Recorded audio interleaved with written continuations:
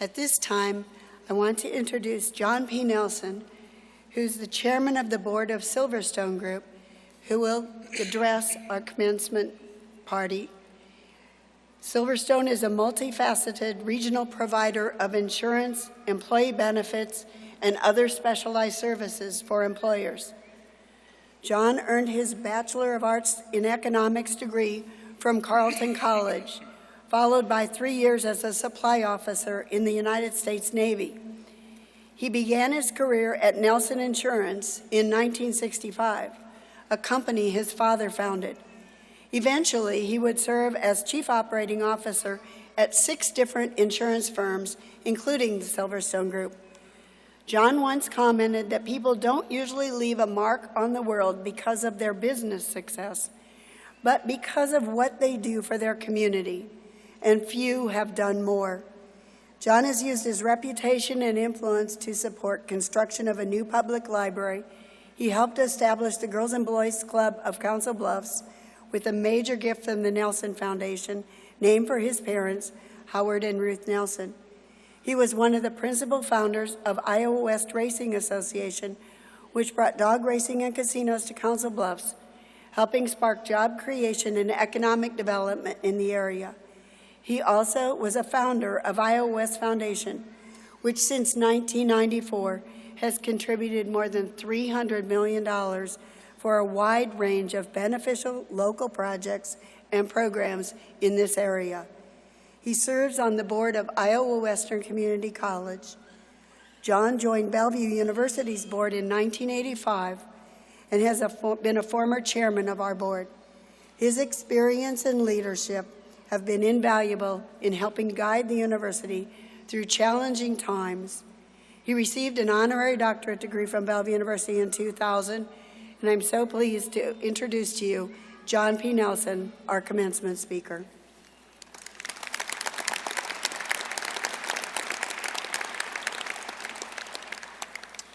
Thank you, Mary. President Hawkins, Board of Directors, distinguished faculty, staff, graduates, families, and friends. It's a pleasure to speak to those graduating today.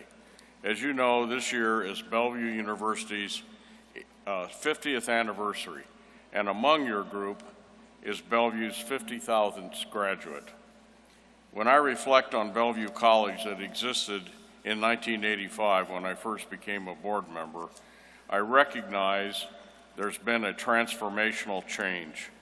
Certainly after my joining this board, our president resigned, fortunately leaving a strong board which he had recruited.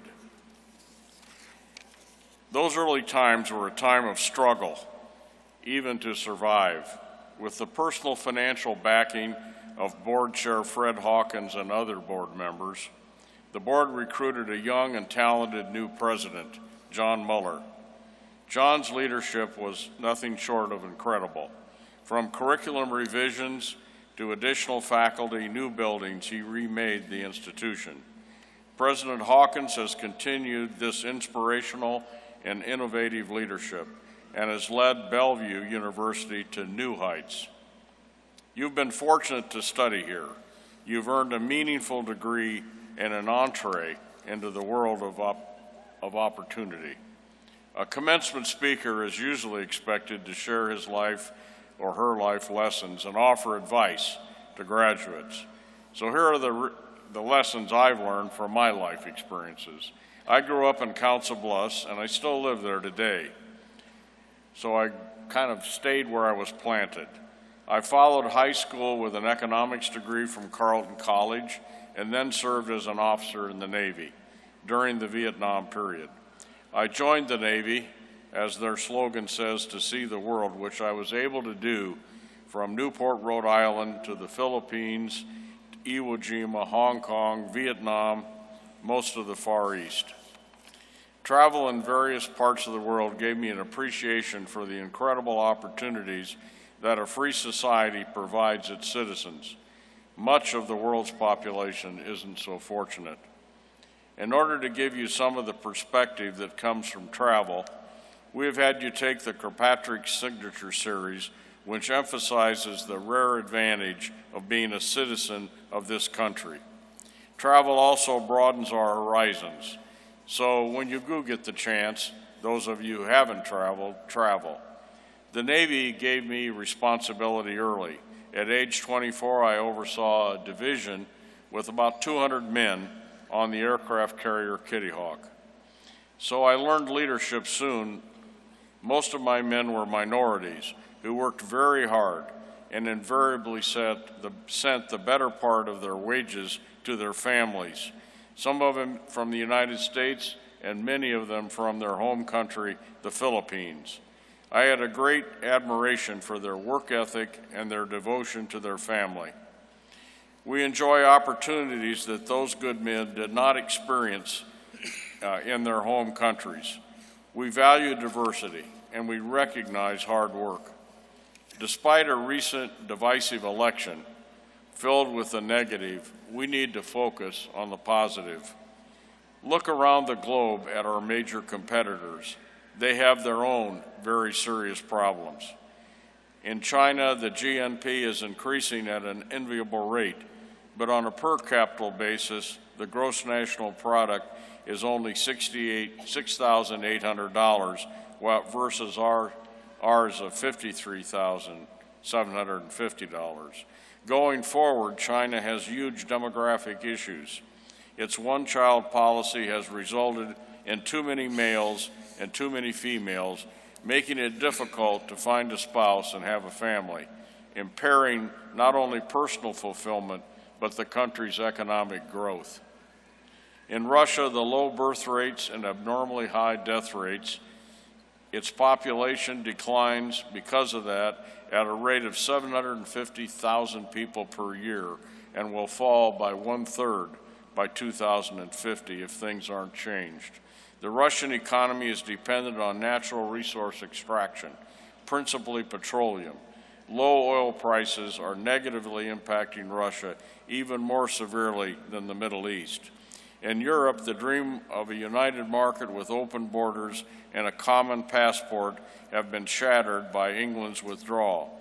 That event exposes the underlying faults of trying to bring together under one currency and banking structure countries who had fundamentally strong economies with those who need fiscal and monetary stimulus and subsidization.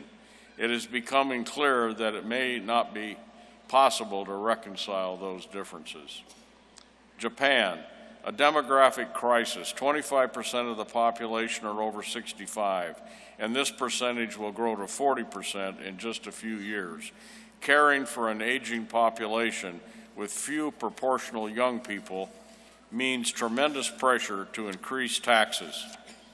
Clearly, the United States is one of, if not the best place to be launching a career. However, this is a relative advantage. You are graduating and entering a world undergoing unprecedented and accelerating change. Eastman Kodak in 1998, less than 20 years ago, had 170,000 employees. It is now almost a shell corporation. Uber has auto manufacturing companies reeling with the prospect that eventually many people may not own cars. Airbnb has become the largest hotel company, even though it owns no hotel rooms. Going forward, robotics, biotechnology, nanotechnology, and artificial intelligence are projected to change and eliminate many vocations. The speed of change is increasing exponentially. What lessons must we all derive from this rapidly changing environment? First and foremost, we not only have to accept change, but we must learn to take advantage of it. Often our first reaction to change is fear because it threatens our sense of place and stability. Remember this, never in all of human history has there been safety in nature or in the universe, and there is no safety in the affairs of men.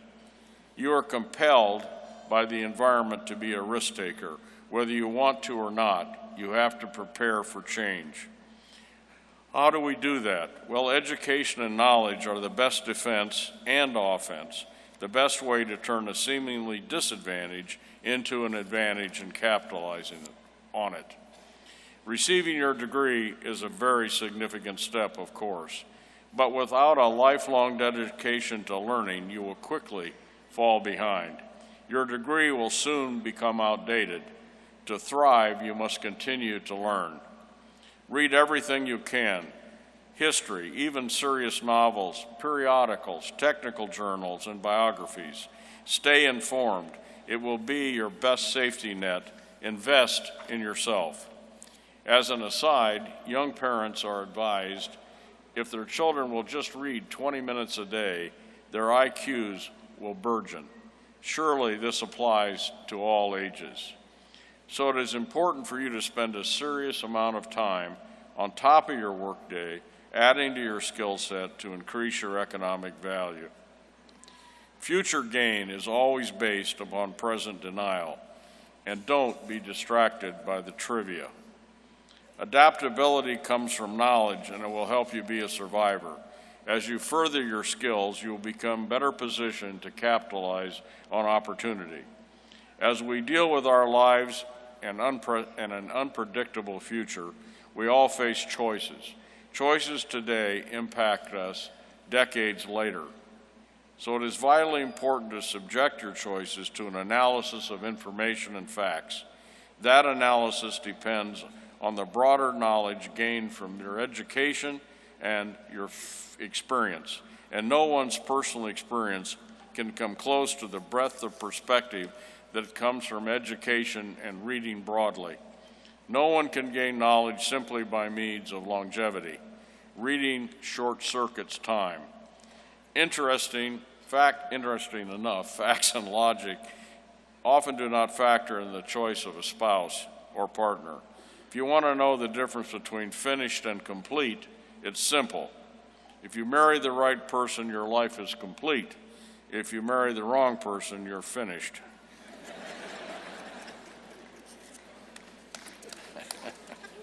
However, after subjecting all other choices, besides the choice of a spouse, to rigorous analysis, you need to be daring, to be brave, and confront the unknown. In short, you must be willing to dream, to build, to succeed, and even to fail.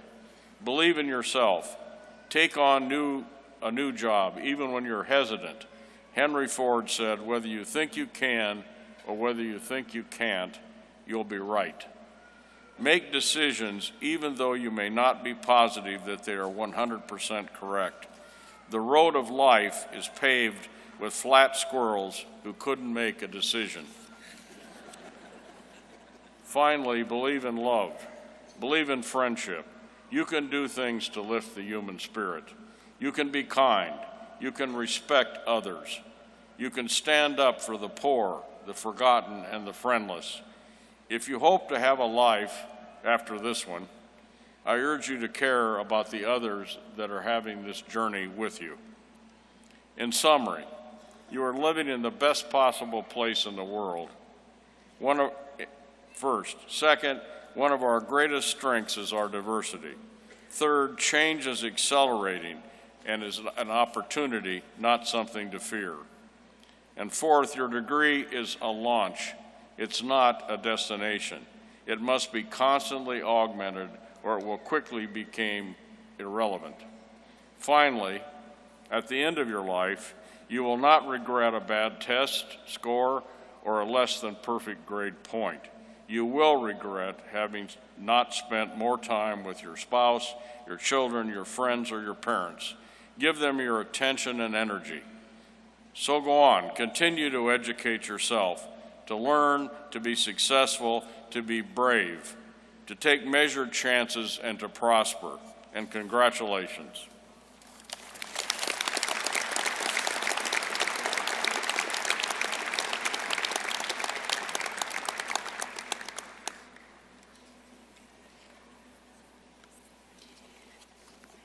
John's talk gives you a glimpse of the kind of leadership that we have at Bellevue University. I'm so fortunate to work for a board who fundamentally believes in you as students, who believes in the purpose of the university in helping educating you and preparing you for a life of change responsibility, and service.